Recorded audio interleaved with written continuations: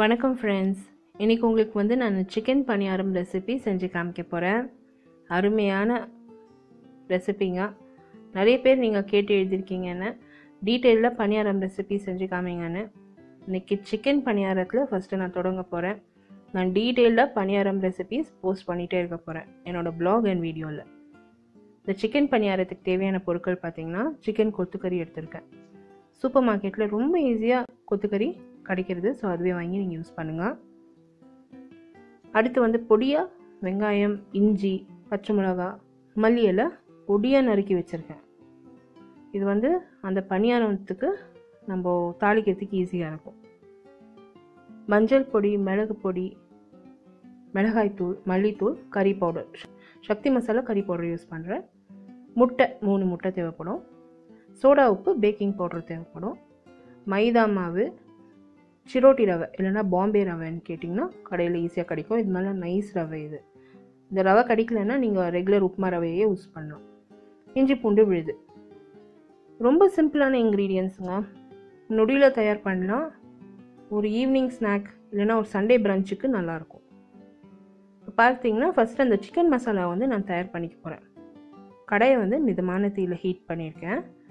அதில் எண்ணெய் சேர்த்துருக்கேன். 3 டேபிள் ஸ்பூன் எண்ணெய் சேர்த்துருக்கேன். வெங்காயம், இஞ்சி, பச்சை மிளகா, மல்லி இலை ஃபஸ்ட்டு ஃப்ரை பண்ணிக்க போகிறேன். ஒன்றா இன்க்ரீடியன்ட்ஸ் நான் சேர்த்துக்க போகிறேன். இஞ்சி பூண்டு விழுது இப்போ நான் சேர்த்துக்கினேன். இந்த பச்சை வடை போகிற வரைக்கும் இந்த இஞ்சி பூண்டு விழுது நல்லா ஃப்ரை பண்ணிக்கணும். அடுத்து நம்ம மிளகாய்த்தூள், மிளகு பொடி, மல்லித்தூள், இந்த சக்தி மசாலா கறி பவுடர், மல்லித்தூள் எல்லாம் சேர்த்துக்கினேன். நல்லா ஃப்ரை பண்ண போகிறேன். 1 நிமிஷம் நல்லா ஃப்ரை பண்ண போகிறேன். இந்த சக்தி மசாலா கறி பவுடர் நீங்கள் வாங்கி ட்ரை பண்ணுங்க, ரொம்ப நல்லாயிருக்கு. கரம் மசாலா வாங்குறது விட்டுட்டேன் நான். இப்போல்லாம் நான் இந்த சக்தி மசாலா கறி பவுடர் தான் யூஸ் பண்ணுறேன். ரொம்ப நல்லாயிருக்கு. இப்போ கோழி சேர்த்துக்கினேன், கொத்துக்கறி சேர்த்துக்கினேன். சேர்த்து நல்லா ஃப்ரை பண்ணுறேங்க. இந்த சிக்கனை அந்த ஜூஸஸ் விடும், அதுலேயே அப்படியே குக் ஆகட்டும்ன்ட்டு நம்ம விட்டுடக்கூடாது. இந்த சிக்கன் ட்ரை ஆகிறதுக்கு சான்சஸ் இருக்குது. ஏன்னா இந்த சிக்கன் வெறும் சிக்கன் பிரெஸ்ட்டில் அவங்க பண்ணுறாங்க கொத்துக்கறி. நம்ம தண்ணி சேர்த்துக்கணும். தண்ணி சேர்த்து அந்த சிக்கனில் நல்லா ஜூஸியாக நல்லாயிருக்கும். அந்த சிக்கன் ட்ரை ஆகாது. ஒரு மாதிரி கார்ட்போர்ட் மாதிரி இருக்கும், இல்லைன்னா ட்ரை ஆகிட்டு. உப்பு சேர்த்துக்கினேன். தேவையான அளவு உப்பு சேர்த்துக்கினேன். 1.5 கப் அளவுக்கு தண்ணி சேர்த்துருக்கேன். இந்த சிக்கன் மிதமான தீயில் அந்த தண்ணியிலேயே குக் ஆகணும். நீங்கள் நிறைய சிக்கனை ஃப்ரை பண்ணுறதுக்கு போகாதீங்க. அந்த தண்ணியிலே குக் ஆகி அது நல்லா பொடி பொடி ஆகிடும். இப்போ பார்க்குறதுக்கு அது ஒரு பால் மாதிரி இருக்குது. ஸோ அது குக் ஆகும்போது நம்ம அந்த கரண்டி வச்சு உடச்சி விட்டோம்னா நல்லா பொடி பொடி ஆகிடும். இப்போ மிதமான தீயில் அந்த கோழி வேவுது. இந்த மசாலா நீங்கள் முன்கூட்டியே தயார் பண்ணி வச்சுக்கலாம். நீங்கள் எப்போ நீங்கள் இந்த பனியாரம் பண்ணுறதுக்கு ரெடியாக இருக்குதோ ரவை, மைதா சேர்த்து, முட்டை சேர்த்து நீங்கள் பனியாரம் செஞ்சு பரிமாறலாம். ஒரு 5-10 நிமிஷம் மூடி போட்டு நல்லா வேக வைக்க போகிறேன். கோழி வெந்துருச்சுன்னா ஹை ஃப்ளேமில் வச்சு அந்த தண்ணியை வற்ற வைக்கணும். கரண்டி வச்சு நல்லா அது கலரிட்டே இருந்தீங்கன்னா அது நல்லா பொடி பொடி ஆகிடும். ஸோ நல்லா நம்ம இந்த கொத்துக்கறி பண்ணுற மாதிரி, இந்த கொத்து பரோட்டா பண்ணுற மாதிரி நல்லா வச்சு அது அந்த கோழியை நல்லா குத்தி விட்டிங்கன்னா நல்லா அது பொடி பொடி ஆகிடும். ஸோ நம்மளுக்கு அந்த மாவு தயார் பண்ணுறப்போ பொடி பொடியாக அந்த கோழி நல்லாயிருக்கும், டேஸ்டியாக இருக்கும். இப்போ இந்த தண்ணியை நல்லா வற்ற வைக்க போகிறேன். ஹை ஃப்ளேமில் வச்சுருக்கேன். அதே டைமில் நிறையவும் வற்ற வச்சிடாதீங்க. கொஞ்சம் தண்ணி இருக்கட்டும் கோழியில், இல்லைன்னா ரொம்ப ட்ரை ஆகிடும். ரொம்பவும் ட்ரை பண்ணிட்டிங்கன்னா நல்லா இருக்காது. நம்ம எப்படியும் மாவு தான் தயார் பண்ண போகிறோம்.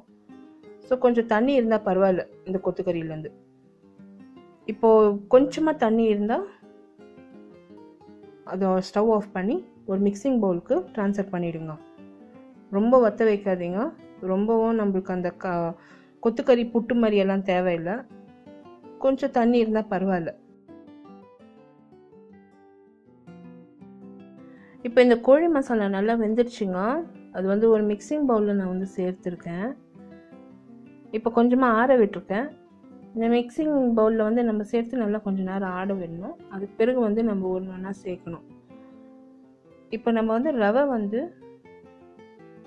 அரை வாசியாக சேர்க்கலாம். ஏன்னா ஒரே மொத்தமாக இந்த ரவை மைதா சேர்த்தோம்னா அது கொஞ்சம் கட்டி முட்டியாக இருக்கும். ஸோ ஈஸியாக மிக்சிங் ஆகாது. அரைவாசி ரவை சேர்த்துருக்கேன், அரை பகுதி அந்த மைதா மாவு சேர்த்துருக்கேன், சோடா உப்பு, பேக்கிங் பவுடர் சேர்த்துருக்கேன். உப்பு செக் பண்ணி உப்பு சேர்த்துக்காங்க. இப்போ இந்த மாவு வந்து நான் மிக்ஸ் பண்ணுறப்போ நோட்டீஸ் பண்ணேன் ஃப்ரெண்ட்ஸ், நம்ம வந்து அந்த கொத்துக்கறி மசாலா, அந்த கோழி மசாலா நான் வந்து தயார் பண்ணுறப்போ உப்பு காரம் கொஞ்சம் அதிகமாக இருக்கிற மாதிரி இருந்தது எனக்கு. இந்த மாவு கலவை நான் தயார் பண்ணுறப்போ எனக்கு அந்த காரம் உப்பு குறைஞ்சி போச்சு. ஏன்னா நம்ம மைதா மாவு ரவை சேர்க்குற தொட்டு காரம் உப்பு குறைஞ்சி போச்சு. ஸோ நீங்கள் வந்து அந்த மசாலா நீங்கள் தயார் பண்ணுறீங்க இல்லையா, கொத்துக்கறி சிக்கன் மசாலா, அப்போவே நீங்கள் நிறைய மிளகா உப்பு சேர்த்துக்கோங்க. இல்லைன்னா மாவில் வந்து குறைஞ்சி போகிறது, அந்த டேஸ்ட் வராது. இப்போது நான் வந்து எக்ஸஸாக இருக்கிற அந்த மைதா மாவு, ரவை, முட்டை, ஒன்றா முட்டை சேர்த்து நல்லா மிக்ஸ் பண்ணிட்டேன். 3 முட்டையும் சேர்த்துட்டேன். நல்லா அந்த மாவு ரெடி ஆயிடுச்சு. கட்டி முட்டி தட்டாமல் நல்லா ஈவனாக அந்த மாவு ரெடி ஆயிருக்கு. மாவை வந்து பனியார கல்லில் விட்டு ஃப்ரை பண்ணி எடுக்க வேண்டியது தான்.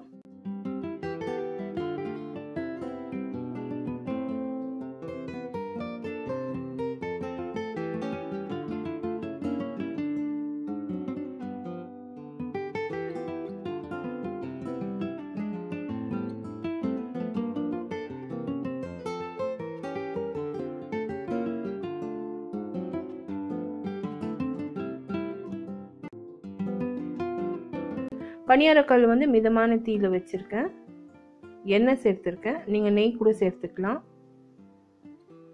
இப்போ ஒரு குழிக்கும் ஒரு டீஸ்பூன் அளவுக்கு எண்ணெய் விட்டுருக்கேன். விட்டு இப்போ அந்த மாவை வந்து அந்த குழியில் சேர்த்து ஃப்ரை பண்ண போகிறேன். மாவை வந்து நீங்கள் கலந்ததும் ஒரு 15 நிமிஷம் ஊற வச்சிங்கன்னா நல்லாயிருக்கும். 10லேருந்து 15 நிமிஷம் நல்லா ஊறுனா அது இன்னும் நல்லா பொங்கி நல்லா வரும். அர்ஜென்ட்டாக நீங்கள் வந்து பண்ணணுன்னா அப்படியே கூட பண்ணலாம், நோ இஷ்யூ. ஆனால் ஒரு 15 மினிட்ஸ் மூடி போட்டு நம்ம கிச்சன் கவுண்டர் மேலேயே விட்டோம்னா நல்லாயிருக்கும். இந்த மாவு ஊறினதும் நான் பனியாரக்கல் ஹீட் பண்ணி எண்ணெய் சேர்த்து அதுக்கு பிறகு தான் நான் வந்து ஃப்ரை பண்ணுறதுக்கு ஆரம்பிக்கிறேன். ஸோ ஒரு குழிக்கும் ஒரு சின்ன குழிக்கரண்டி அளவுக்கு மாவு சேர்த்துருக்கேன். சேர்த்து நல்லா ஃப்ரை பண்ண போகிறேன். ஒரு நிமிஷம் ஒரு பக்கம் ஃப்ரை ஆனால் போதும். திருப்பி விட்டு நம்ம ஃப்ரை பண்ணணும். மூடி போட்டு நல்லா வேக விடுங்க. இது நல்லா புசு புசு நல்லா பொங்கி நல்லா வெந்து வரும், ரொம்ப நல்லாயிருக்கும்.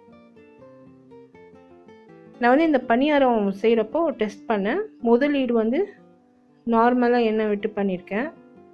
2வது ஈடு வந்து கொஞ்சம் அதிகமாக எண்ணெய் விட்டு பண்ணேன். 3வது ஈடு எண்ணெயே சுத்தாமல் விடாமல் நம்ம வந்து பனியாரம் செஞ்சேன். எனக்கு 2வது ஈடு தான் ரொம்ப பிடிச்சிது. ஏன்னா அந்த எண்ணெய் நிறைய இருக்கிற தொட்டு அந்த பனியாரக்கல்ல மேலே மாவு, அந்த ரவை அண்ட் மைதா மாவு நல்லா முறுமுறுன்னு வந்துச்சு. உள்ளும் கோழிக்கறி நல்லா சாஃப்டாக நல்லா வெந்திருந்தது, ரொம்பவே டேஸ்டியாக இருந்தது. ஸோ கொஞ்சம் அதிகமாக எண்ணெய் விட்டு நீங்கள் பண்ணிங்கன்னா நல்லாயிருக்கும். இந்த ரெசிபிக்கு கொஞ்சம் அதிகமாக எண்ணெய் தேவைப்படுறது. முறுமுறு நல்லாயிருக்கும், ரொம்பவே டேஸ்டியாக ரொம்ப நல்லா வந்தது. ஸோ எனக்கு 2வது ஈடு தான் பனியாரம் ரொம்ப பிடிச்சிது. ஸோ இந்த நார்மலாக வந்து ஒரு அரை டீஸ்பூன் நம்ம எண்ணெய் விட்டு நம்ம பண்ணோம்னா அது அவ்வளோவா நல்லா வராது. ஒரு ஹெல்த் கான்ஷியஸ் இருக்கவங்க வந்து அந்த மாதிரி செஞ்சு சாப்பிட்லாம்.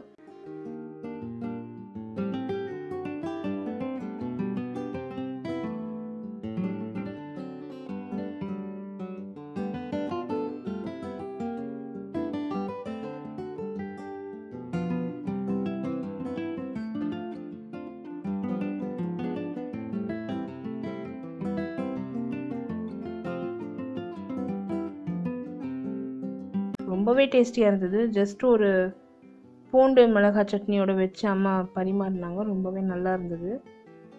ஸோ கண்டிப்பாக ட்ரை பண்ணுங்கள். இந்த ரெசிபி இன் டீட்டெயில் வந்து description box below this video இருக்கும். அப்படி description box below this video உங்களுக்கு கிளிக் பண்ணி பார்க்க முடியலன்னா ஐ கார்டு அபவ் திஸ் வீடியோ நீங்கள் வந்து கிளிக் பண்ணலாம். அது வந்து என்னோடய பிளாகுக்கு டைரக்ட் பண்ணும். பிளாகில் நிறைய ரெசிபீஸ் அண்ட் ரிவ்யூஸ் இருக்குது along with this recipe. So கண்டிப்பாக பிளாக் கூட விசிட் பண்ணி இந்த ரெசிபி நீங்கள் வந்து ட்ரை பண்ணலாம். ரொம்ப சிம்பிள் ப்ராசஸ். நம்ம அந்த கோழிக்கறி கொத்துக்கறி மசாலா தயார் பண்ணிக்கணும். அதுக்கு பிறகு வந்து நம்ம இந்த மாவு தயார் பண்ணி பணியார கல்லில் ஊற்றி பரிமாற வேண்டியது தான். இந்த 2வது ஈடு நான் இப்போது சுட்டு எடுக்க போகிறேன். கொஞ்சம் அதிகமாக எண்ணெய் சேர்த்துருக்கேன். இதுதான் ரொம்பவே நல்லா வந்தது. ஸோ கண்டிப்பாக ட்ரை பண்ணுங்கள். என்னை வந்து சோஷியல் மீடியாவில் கூட லைக் பண்ணி ஃபாலோ பண்ணுங்கள். Facebook, Instagram and Twitter. Social media ஹேண்டிலோட லிங்க்ஸ் எல்லாம் கூட description box below this video நான் வந்து போஸ்ட் பண்ணுறேன். இந்த same recipe is also posted in YouTube English.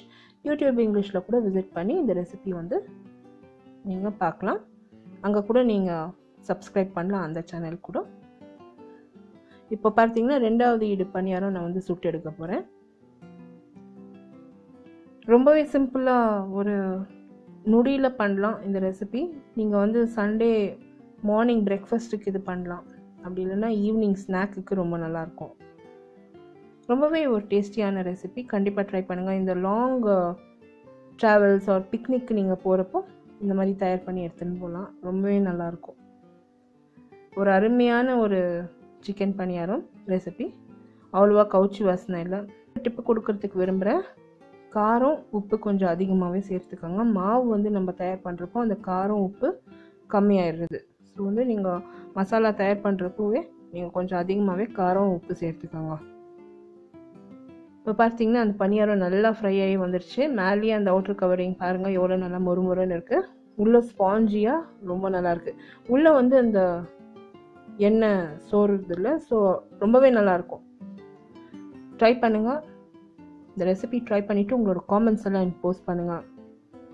இந்த ரெசிபி வீடியோ நீங்கள் பார்த்து என்ஜாய் பண்ணிங்கன்னா எனக்கு ஒரு தம்ஸ் அப் கொடுத்து சப்ஸ்கிரைப் பண்ணுங்கள். நான் நிறைய ரெசிபீஸ் அண்ட் ரிவ்யூஸ் போஸ்ட் பண்ணிகிட்டே இருப்பேன் இந்த சேனலில்.